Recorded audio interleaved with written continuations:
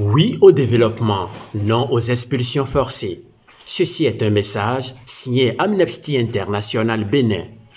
Est-il encore besoin de le rappeler? Toute personne, même la plus faible de la société, a bien droit à une sécurité et au respect de sa dignité. Allahu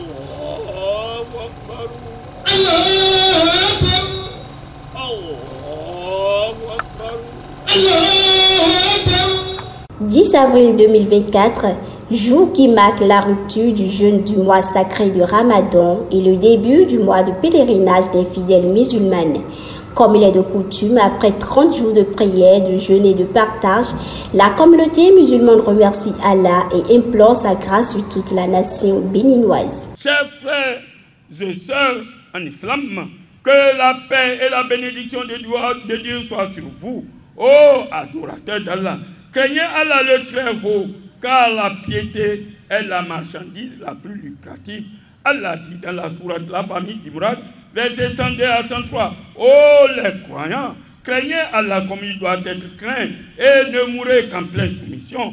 Et cramponnez-vous tous ensemble au câble d'Allah et ne soyez pas divisés. Et rappelez-vous le bienfait d'Allah sur vous lorsque vous étiez ennemis. C'est lui qui réconcilia vos cœurs.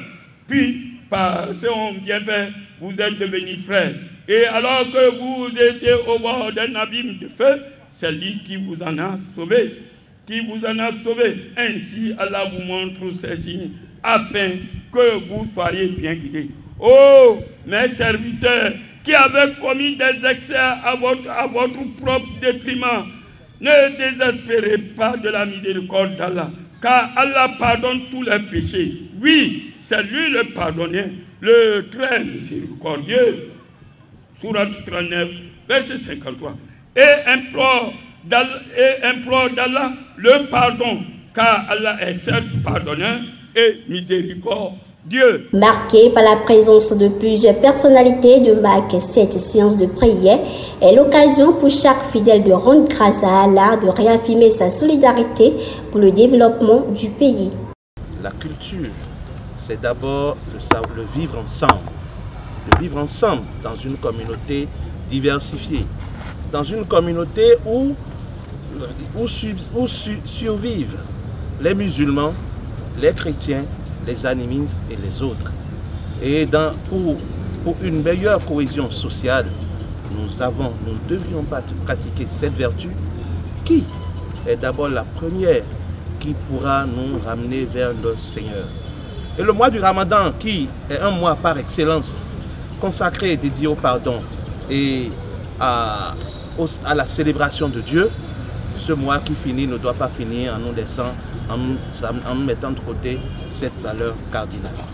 C'est le lieu pour nous d'inviter tous les jeunes de la communauté islamique du Bénin et d'Abomey-Calavi en particulier à se joindre déjà à cette synergie d'action qui depuis un moment prend corps dans notre commune, où nous constatons un certain brassage qui nous permet de vivre dans la quiétude, de vivre à l'abri de l'intégrisme et du terrorisme.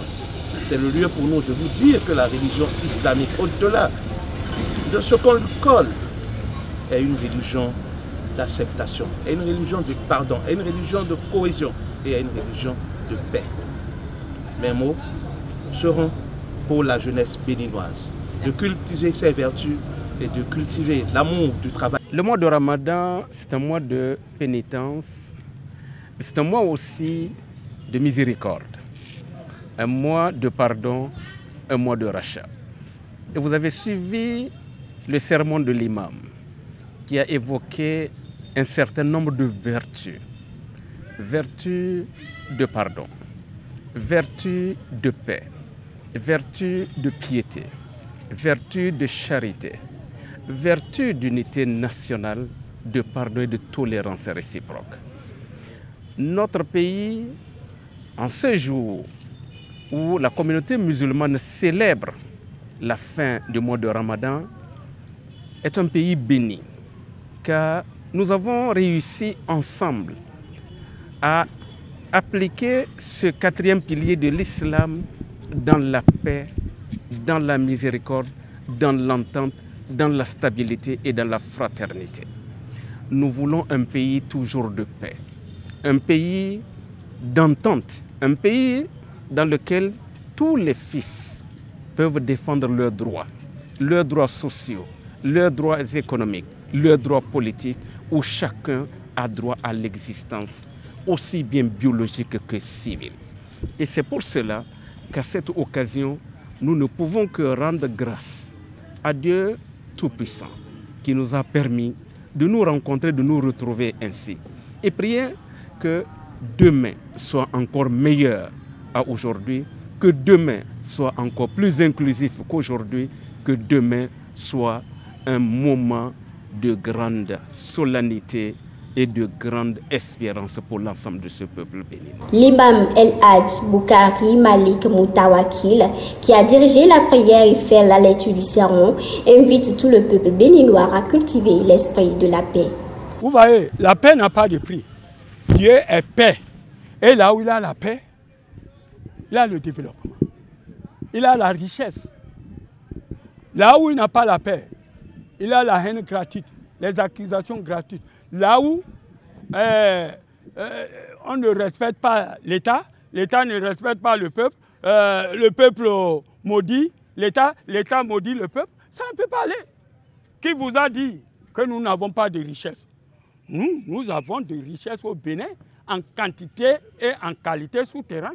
Donc, laissons la diffamation, le mensonge, la haine gratuite, les accusations gratuites. Réconcilions-nous. Le pardon est obligatoire. Parce que Dieu même est pardonneur.